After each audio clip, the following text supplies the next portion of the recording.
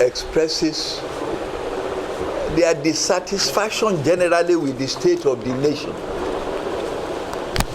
Security-wise, infrastructure-wise, the economy, and the employment status of our young graduates who are roaming the streets. The YCE now appeals to the authorities, both federal and state. Both levels have responsibility in this direction to ensure that they make the states and the country investment friendly, so investors can come from outside this country and from, in fact, within the country to establish industries and create jobs for unemployed youths. To a large extent, that will reduce the level of insecurity once most of the youths are employed. That's the first thing. The state of the infrastructure in Yoruba land, in the western part of this country, is deplorable. There is virtually no road that is motorable. Talking about if Ibadan-Ilesha road, Ibadan-Abeokuta road, even Ibadan-Oyo road that was constructed a few years ago, a large portion of it has become impassable. There is no maintenance, and we begin to wonder, the YCE wonders the role of the FEMA, Federal Road Maintenance Agency, which is an establishment of this government and is in existence. There are staff being paid there from taxpayers' money. The deplorable state of the roads is leading to a lot of road traffic accidents, and human lives are lost almost on a daily basis. So the YCE is very, very much concerned with this, and it is in fact affecting the state of the economy of the Southwest. The economy is at its lowest ebb now. All Nigerians are aware of the devaluation of the Naira about a year ago, and that has in fact worsened the state of the economy of this country. There cannot be peace where there is unemployment, hunger, and poverty. If you are advocating for peace, you must be deceiving yourself. So the government must rise up to its responsibility in this direction and ensure that jobs are provided for employed graduates, employment opportunities are open, investors are invited in, and that goes again to further emphasize the state of insecurity. The state of insecurity is very high. Kidnapping for ransom, abduction, and so on and so forth. So please, the YCE urges the state authorities, the federal government authorities, the security agencies, Inspector General of Police, state commissioners of police to ensure that they step up activities to proactively identify criminals, potential criminals, and get them apprehended. And then the government themselves must make their respective states and the country investment friendly so that new jobs can be created. And we are, yes, sir. Yes, sir.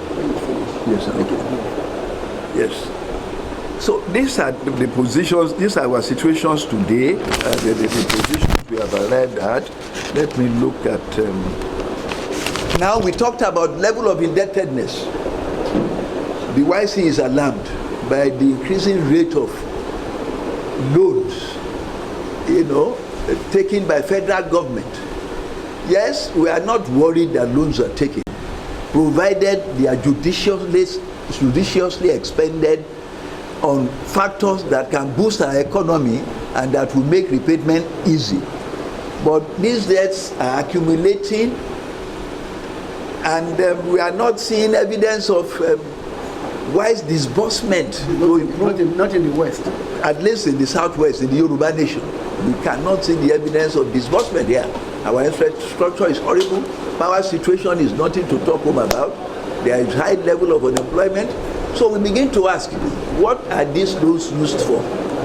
We cannot be accumulating debts for our grandchildren in the future. So my president will now round up. Well, I don't want to say much. I want to add a few to what is happening there, especially our southern area. That the federal government is marginalizing the Southwest in a appointments. And we think this is not desirable. If it's one Nigeria, everything has to go around.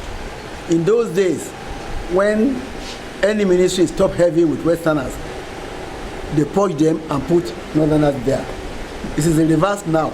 Everywhere, the president appointed 19 head of departments in the military, and everybody was a Northerner. The Fulani for that matter. And Fulas are 12% of Northern Nigeria. 7% of the entire country. Yes. So that makes nonsense of the whole thing. We have to get more careful and see that Nigeria is not broken carelessly, because if you are not careful, people get away bit by bit.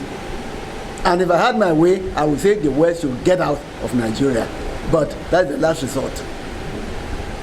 I'm an extremist in that matter. I'm a Yoruba man through and through. I have Igbo friends, I have Hausa friends, but at the same time, Teni, I prefer to be a Yoruba man than anything else. And we have to get more friendly. In those days, we didn't know any difference. I worked in Jangarua, 7 miles from Mina, when I was young in the railways. You won't know an Igbo man from a Yoruba man from a Hausa man. We should get. But nowadays, we have been so polarized by politicians that I am now Yoruba. I know myself as Yoruba. The Igbo man is not a man. The Hausa man is not a person. These things should be reduced. Our children should be made to feel free to live anywhere in Nigeria. So far, so good. Gentlemen of the press, we ask questions later. I want to add something. Yes, we are not unaware that we are going into year 2022 when we are going to have elections. No, election is in 2022. No, that's the change of government. No, February 2023. Yeah, February 2023. As far as we are concerned with what my president has said about the degree of polarization of this country, the Yoruba Council of Elders is interested.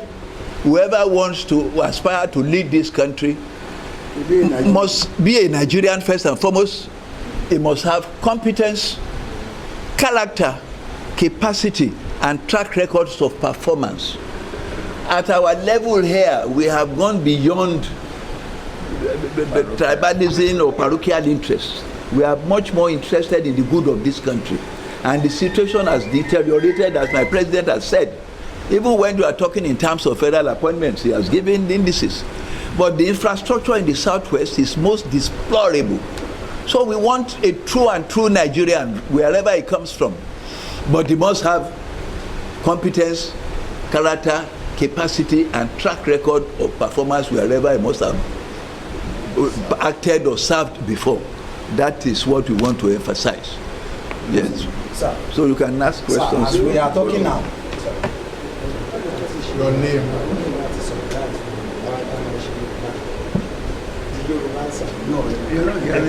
What? No, we'll do that. Thanks for checking out SYMFONI on YouTube. Please be sure to subscribe and like our videos for updates.